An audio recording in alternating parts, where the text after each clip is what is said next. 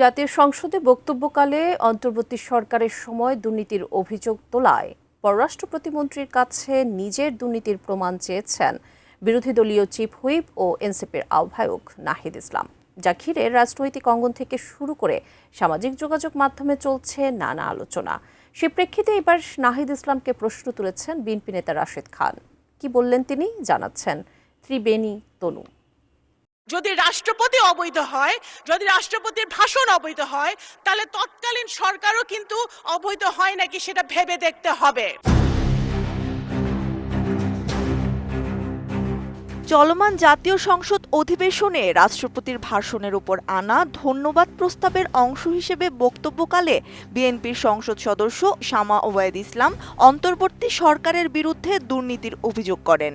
তাৎক্ষণিক তার প্রতিবাদ জানান বিরোধী দলীয় চিফ হুইপ ও এনসিপির আহ্বায়ক নাহিদ ইসলাম। শামা ওবায়দের দেয়া অভিযোগের প্রেক্ষিতে তিনি প্রমাণ উপস্থাপনের জোর দাবি জানান। আমি তো নির্বাচনের বহু আগেই পদত্যাগ করে চলে এসেছি, এখন দুর্নীতির অভিযোগ যদি উনি বললেন, ওনারাই সরকারে আছেন, ওনাদেরকে এটা প্রমাণ করতে হবে। এটার প্রমাণ জাতীয় সংসদে যদি বলেছে, ওনাদেরকে এই প্রমাণ দিতে হবে নাহিদ ইসলামের নামে কি দুর্নীতির অভিযোগ উঠেছে, নাহিদ ইসলাম কোথায় দুর্নীতি করেছেন। মাননীয় স্পিকার, আমি সেই প্রমাণ ওনাদের কাছে চাচ্ছি। বেশি বেশি গোল্ড কিনে হাফ গ্রাম গোল্ড বার জিতে নিন প্রতিদিন। বিষয়টি নিয়ে এবার প্রশ্ন তুলেছেন গণ অধিকার পরিষদের সাবেক সাধারণ সম্পাদক ও বর্তমান বিএনপি নেতা রাশেদ খান। তিনি জানান, নাহিদ ইসলাম দুর্নীতি না করলেও নৈতিক অপরাধ করেছেন। 29 এপ্রিল নিজের ভেরিফাইড ফেসবুকে দেওয়া এক পোস্টে তিনি এই মন্তব্য করেন।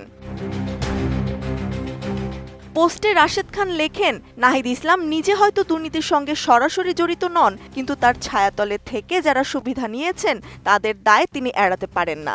বিশেষ করে নাহিদ ইসলামের সাবেক পিও আতিক মোর্শেদের কর্মকাণ্ড নিয়ে গণমাধ্যমে আসা নানা অভিযোগের প্রতি ইঙ্গিত করেন তিনি।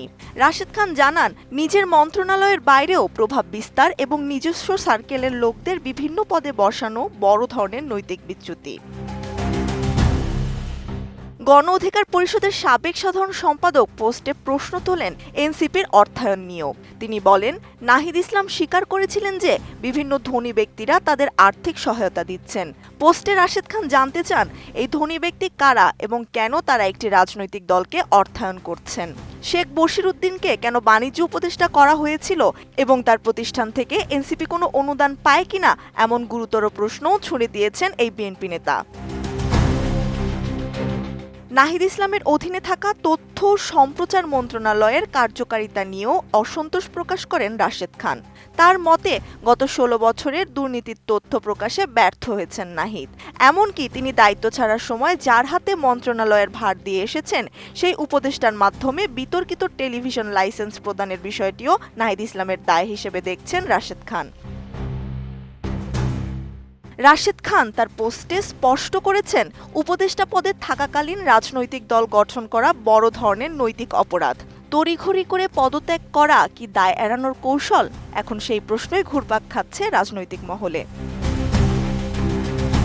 ত্রিবেণী তনু, ATN নিউজ।